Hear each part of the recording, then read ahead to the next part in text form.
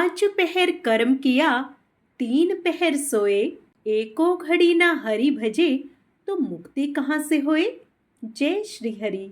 विष्णु भगवान की जय। आप सभी का मेरे YouTube चैनल भक्ति सागर में पुनः स्वागत है। हम अपने चैनल पर पूरे आषाढ़ मास में प्रतिदिन के महात्म्य डालकर भगवान श्री हरि के चरणों को नमन करेंगे।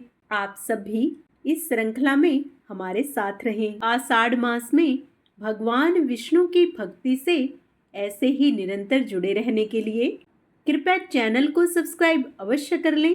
वीडियो यदि पसंद आए तो लाइक एंड शेयर भी किया करें। पुनः भगवान विष्णु का मन में स्मरण करते हुए व भगवान श्री हरि व माँ लक्ष्मी के चरणों में वंदन करते हुए शुरू करते हैं आज का अपना वीडियो।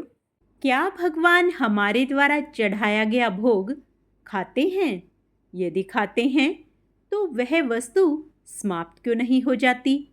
और यदि नहीं खाते हैं तो भोग लगाने का क्या लाभ? एक युवा शिष्य ने पाठ के बीच में अपने गुरु से यह प्रश्न किया। गुरु ने तत्काल कोई उत्तर नहीं दिया। वे पूर्ववत पाठ पढ़ाते रहे। उस दिन उन्होंने पाठ के अंत में एक श्लोक पढ़ाया। पूर्णमदः पूर्णमिदं पूर्णात् पूर्णमुदच्यते पूर्णस्य पूर्णमादाय पूर्णमेवावशिष्यते। पाठ पूरा होने के बाद गुरु ने शिष्यों से कहा कि वे पुस्तक देखकर श्लोक को कंठस्थ कर लें। 1 घंटे बाद गुरु ने प्रश्न करने वाले शिष्य से पूछा कि उसे श्लोक कंठस्थ हुआ कि नहीं। उस शिष्य ने पूरा श्लोक शुद्ध शुद्ध गुरु को सुना दिया। फिर भी गुरु ने सिर नहीं में हिलाया तो शिष्य ने कहा कि वे चाहें तो पुस्तक देख लें, श्लोक बिल्कुल शुद्ध है। गुरु ने पुस्तक देखते हुए कहा, श्लोक तो पुस्तक में ही है, तो तुम्हारे दिमाग में कैसे चला गया? शिष्य कुछ भी उत्तर नहीं दे पाया। तब गुरु ने कहा, पुस्तक में जो श्लोक हैं वह स्थूल रूप में हैं। तुमने जब श्लोक पढ़ा तो वह सूक्ष्म रूप में तुम्हारे दिमाग में प्रवेश कर गया। उसी सूक्ष्म रूप में वह तुम्हारे मस्तिष्क में रहता है। और जब तुमने इसको पढ़कर कंठस्थ कर लिया तब भी पुस्तक के स्थूल रूप के श्लोक में कोई कमी नहीं आई। इसी प्रकार पूरे विश्व में व्याप्त परमात्मा हमारे द्वारा चढ़ाए गए निवेदन को सूक्ष्म रूप में ग्रहण करते हैं और इससे स्थूल रूप की वस्तु में कोई कमी नहीं होती। उसी को हम प्रसाद रूप में ग्रहण करते हैं। हमारे शास्त्रों में लिखा गया है कि घर में बनने वाले भोजन का सर्वप्रथम भगवान को भोग लगाना चाहिए और फिर स्वयं ग्रहण करना चाहिए। ऐसा क्यों करना चाहिए और इसी के महत्व को बताते हुए आइए एक कथा सुनते हैं। एक राजा के पास सुंदर घोड़ी थी। कई बार युद्ध में इस घोड़ी ने राजा के प्राण बचाए और घोड़ी राजा के लिए पूरी वफादार थी। कुछ दिनों के बाद इस घोड़ी ने एक बच्चे को जन्म दिया। बच्चा काना पैदा हुआ पर शरीर हष्ट पुष्ट व सुडौल था। बच्चा बड़ा हुआ। बच्चे ने माँ से पूछा, माँ, मैं बहुत बलवान हूँ पर काना हूँ, यह कैसे हो गया? इस पर घोड़ी बोली, बेटा, जब मैं गर्भवती थी तू पेट में था तब राजा ने मेरे ऊपर सवारी करते समय मुझे एक कोड़ा मार दिया जिसके कारण तू काना हो गया। यह बात सुनकर बच्चे को राजा पर गुस्सा आया और माँ से बोला, माँ, मैं इसका बदला लूँगा। माँ ने कहा, राजा ने हमारा पालन पोषण किया है। तू जो स्वस्थ है, सुंदर है, उसी के पोषण से तो है। यदि राजा को एक बार गुस्सा आ गया तो इसका अर्थ यह नहीं है कि हम उसे क्षति पहुंचाएं। पर उस बच्चे के समझ में कुछ नहीं आया। उसने मन ही मन राजा से बदला लेने की सोच ली। एक दिन यह मौका घोड़े को मिल भी गया। राजा उसे युद्ध पर ले गया। युद्ध लड़ते लड़ते राजा एक जगह घायल हो गया। घोड़ा उसे तुरंत उठाकर वापस महल में ले आया। इस पर घोड़े को ताज्जुब हुआ और माँ से पूछा, माँ, आज राजा से बदला लेने का अच्छा मौका था, पर युद्ध के मैदान में बदला लेने का ख्याल ही नहीं आया और ना ही ले पाया। मन ने गवारा नहीं किया। इस पर घोड़ी हंसकर बोली, बेटा, तेरे खून में और तेरे संस्कार में धोखा है ही नहीं। तू जानकर तो धोखा दे नहीं सकता।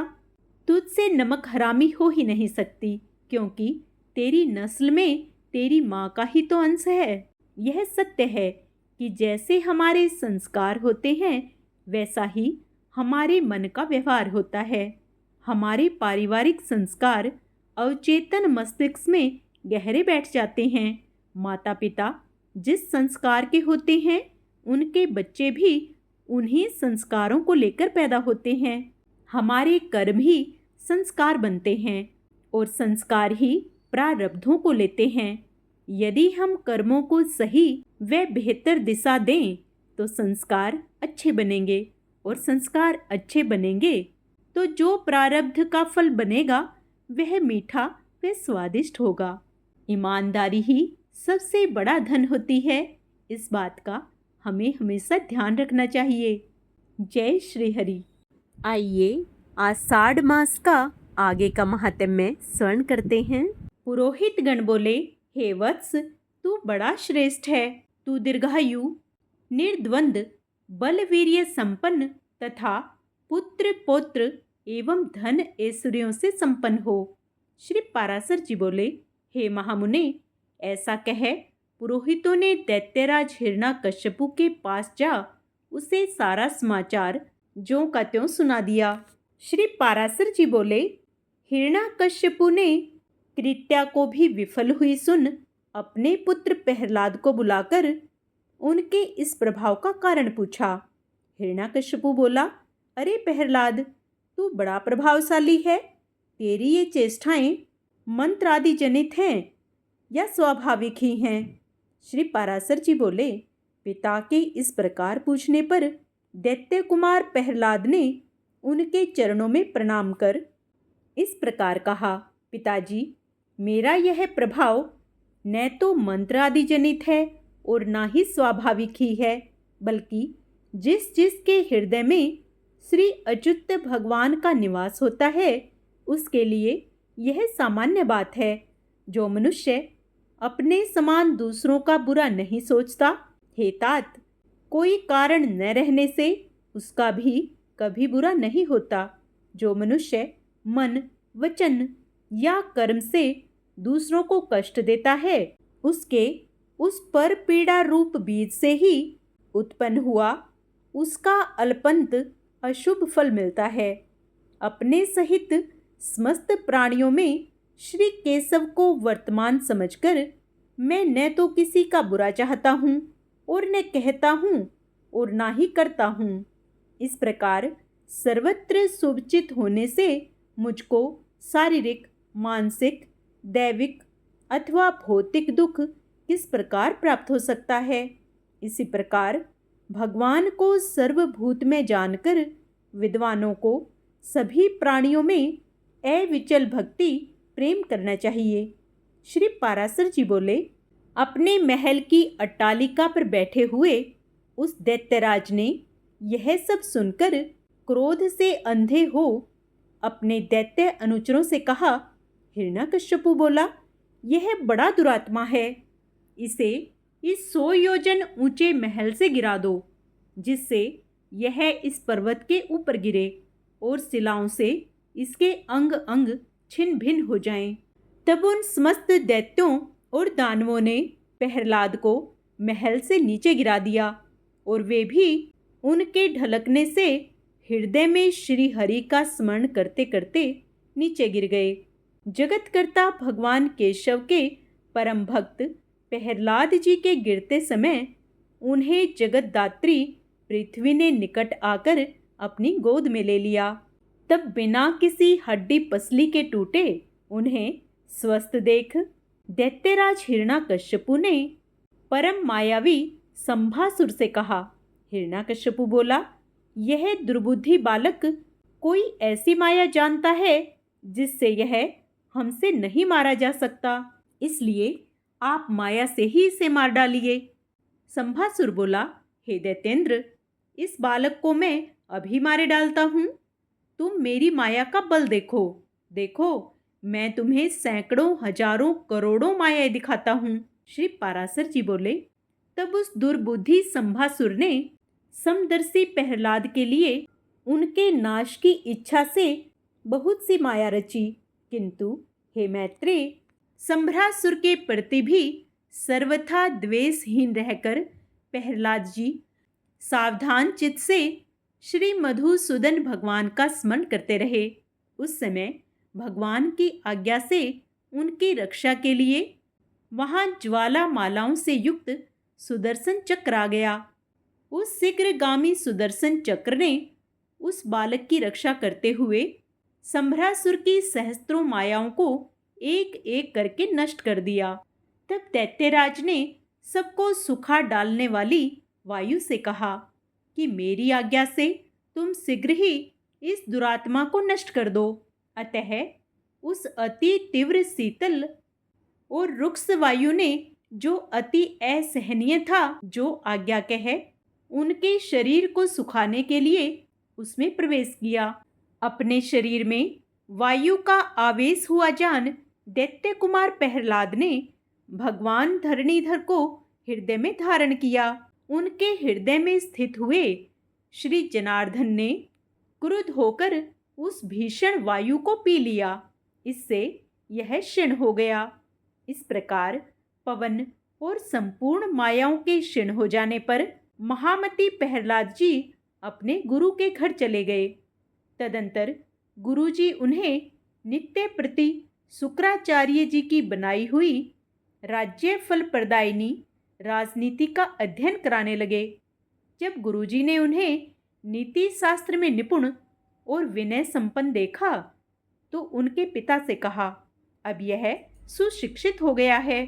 आचार्य बोले, हे दैत्यराज, अब हमने तुम्हारे पुत्र को नीति शास्त्र में पूर्णतः निपुण कर दिया है।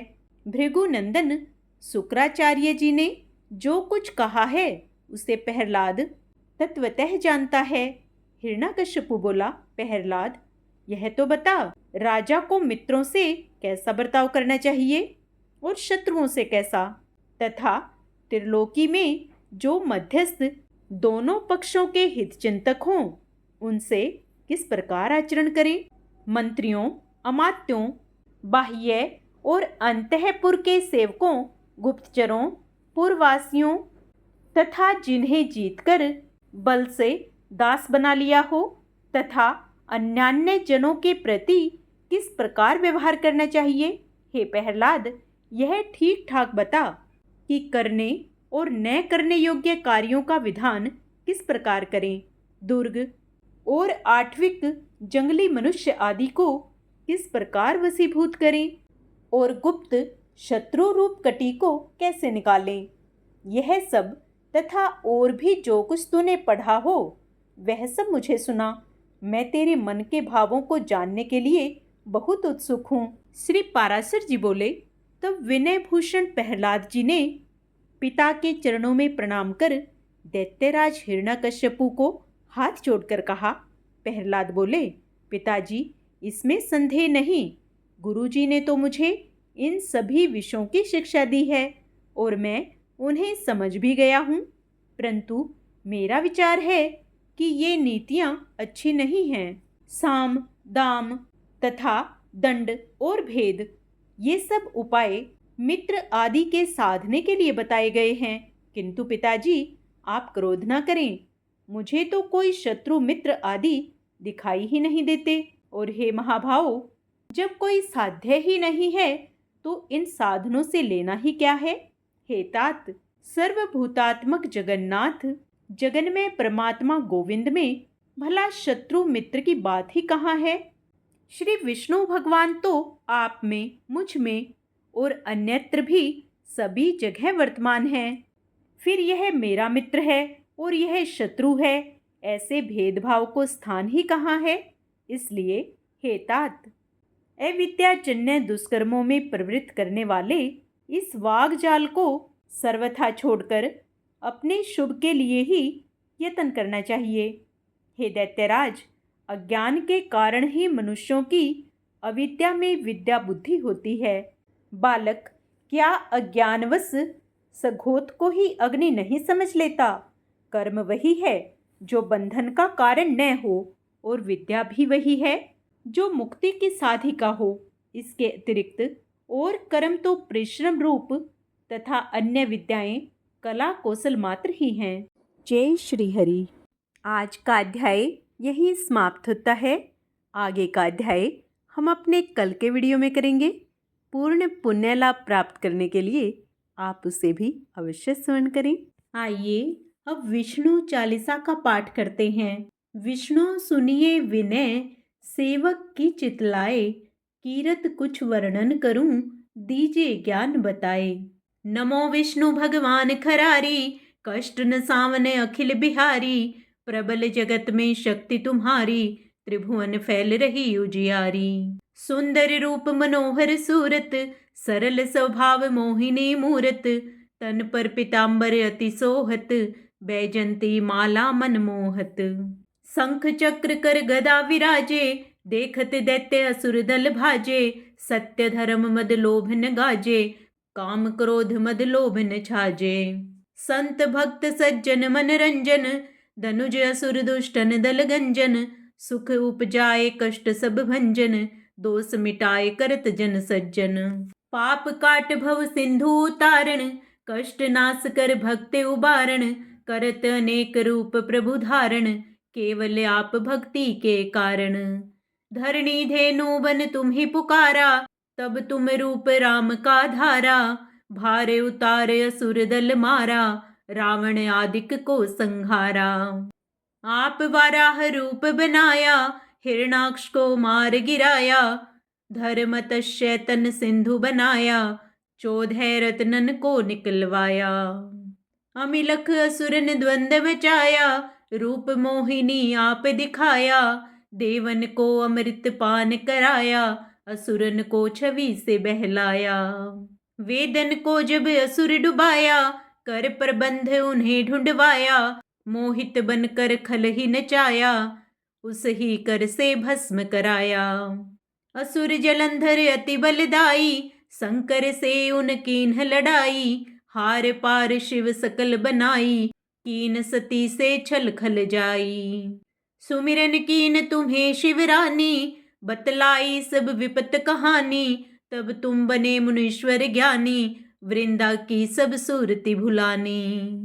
देखत 3 धनुज सैतानी, वृंदा आए तुम्हें लपटानी, हो स्पर्श धर्म क्षति मानी, हना असुर उर शिव सैतानी। कूर्म रूप धर सिंधु मझाया, मंद्राचल गिरि तुरंत उठाया, शंकर का तुम फंद छुड़ाया, भस्मासुर को रूप दिखाया। तुमने ध्रुव प्रहलाद उबारे, हिरणाकुश आदिक खल मारे, गणिका और अजामिल तारे, बहुत भक्त भव सिंधु उतारे।